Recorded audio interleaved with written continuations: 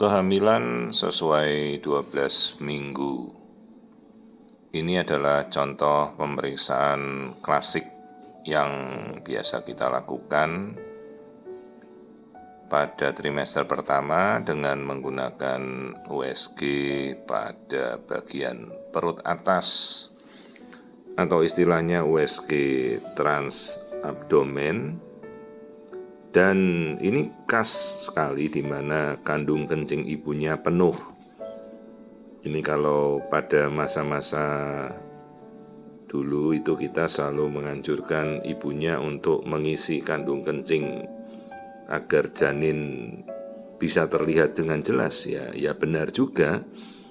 Karena kandung kencing di atasnya rahim tempatnya bayi di dalam itu, yaitu kandung kencing yang hitam itu air kencing ibunya, itu menjadi windows, artinya menjadi perantara supaya gelombang suara bisa menembus ke dalam rahim dengan lebih jelas. Ya, ada benarnya, tapi itu sebenarnya sudah tidak berlaku lagi ya. Di mana kandung kencing ibu yang penuh itu kan akan menekan si rahim ibunya, jadi tidak nyaman dan malah bisa membuat kontraksi. Dan kan tidak nyaman ya perut ibunya dengan kandung kencing sepenuh itu ditekan-tekan begitu kan, rasanya pengen pipis. Jadi sebenarnya ya sekarang sudah tidak kita butuhkan lah untuk sampai harus menahan kencing seperti ini ya. Ini kebetulan karena pasiennya sudah nunggu di depan dan pas menunggu dipanggil ke poli saat saya meriksa, nah baru dia langsung masuk ya, padahal tidak sempat kencing dulu ya, tidak apa-apa sebenarnya, ibu berkemis saja. Karena USG pada masa kini itu sudah cukup tajam lah ya, dan kalaupun kandung kencingnya penuh kan kita bisa melakukan pemeriksaan transvaginal ya, kalau memang itu dibutuhkan karena lebih tajam dan lebih jelas.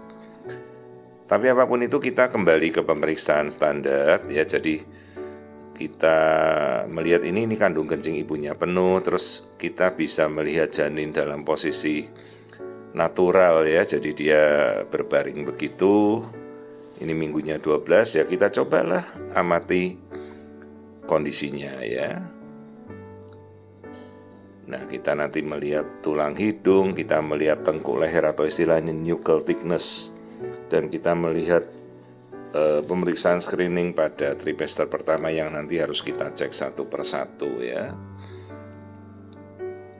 Jadilah ini pemeriksaan USG transabdomen yang benar-benar klasikal ya. Artinya model yang memang pada era pertama kita melakukan pemeriksaan USG ya seperti ini, kandung kencing penuh gitu. Ya, ini sambil saya bertanya data ibunya karena ini bukan pasien rujukan ya, jadi saya tidak tahu kondisinya, jadi saya dulu tanya sejelas-jelasnya, ini kenapa ibu dirujuk ya. Sebaiknya memang selalu ada rujukan, jadi kita itu tahu. Bayangkan kalau Anda yang menjadi seorang dokter tanpa ada tahu data, dan ternyata data itu tidak dijelaskan secara terperinci, dan ada juga yang datanya disembunyikan, ya kita tidak tahu, dan Anda yang menjadi pemeriksa tanpa tahu apapun ya. Jadi sebaiknya memang ada kalau bisa dirujuk secara jelas ya. Meskipun Anda bisa melakukan pemeriksaan mandiri, tapi akan lebih baik. Jadi semua data juga dibawa, hasil-hasil pemeriksaan sebelumnya dari dokter Anda dibawa ya. Jadi kita bisa tahu bahwa dalam pemeriksaan sebelumnya semuanya normal, tidak ada masalah ya. Jadi tidak hanya ingin pemeriksaan screening, tapi bayangkan kalau sampai ada sesuatu kondisi di mana si ibu dan bapaknya tidak tahu menahu. Tahu-tahu misalnya ada kasus akrania atau anencefali, tiba-tiba kita ketahuan ya repot ya. Ini kondisi janin kita lihat dalam kondisi normal, dia berada di dalam gestational sac atau kantung kehamilan.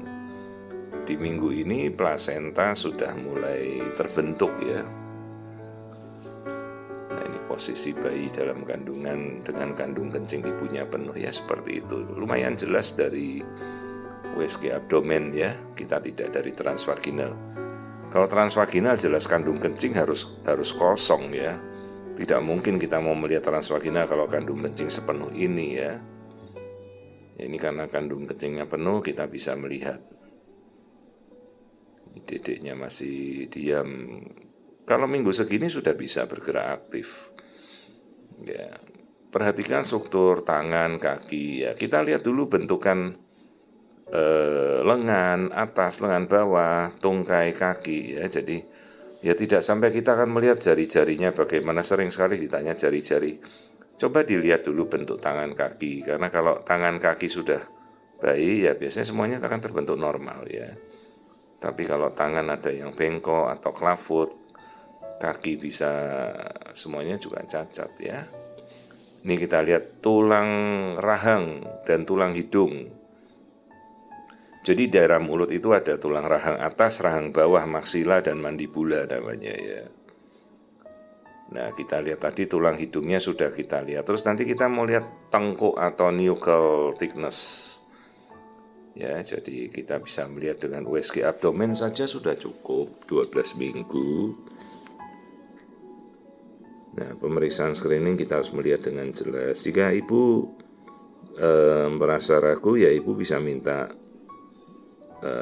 dok boleh dikonsul ke fetomaternal, bisakah saya ke periksa fetomaternal, dan ya Anda bisa minta dirujuk. Kalau memang tidak dirujuk ya Anda bisa melakukan pemeriksaan mandiri. Tapi akan lebih baik apabila ada rujukan. Jadi kita tahu dan kita bisa membalas rujukan ke dokter Anda. Nah, ini bagian wajah, bagian hidung. Ini kita sudah melihat semuanya. Sebentar, kita belum mengukur nuchal thickness ya. Ini sebentar saya. Nah, ini kita mau lihat NT-nya.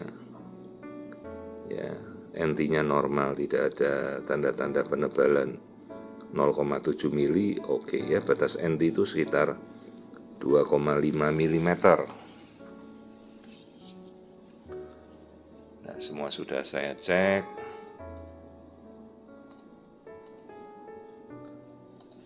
Ini sepertinya sambil saya melihat kondisi-kondisi yang lain. Nah, kita terus kembali melihat keseluruhan.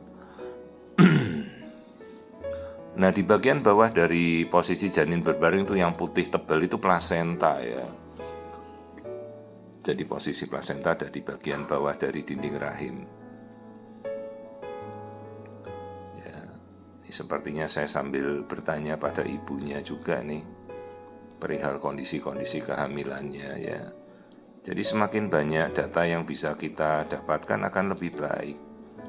Bayangkan datang pasien tanpa kita tahu data apa-apa, tidak ada hasil pemeriksaan apapun ya. Jelas kita harus coba tanya kenapa gitu. Apakah ada riwayat yang mungkin tidak dijelaskan ya. Nah, ini kelihatan janinnya normal ya, tangan, kaki semuanya bagus. Jadi ini sudah kehamilan sekitar 12 minggu. Dan biasanya pergerakan janin sudah kentara banget. Nah, nanti kalau terasa baru sekitar minggu ke-18 ya.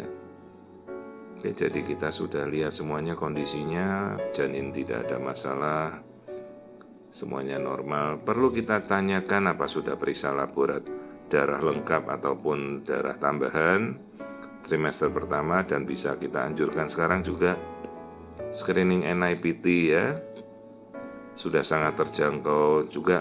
Mungkin ada yang melakukan screening dengan penelitian, tapi tanyakan dulu ya, ditujukan untuk apa penelitiannya atau apa, kemudian yang bisa dicek apa saja ya, screening positif negatif maksudnya apa gitu. 12 minggu normal.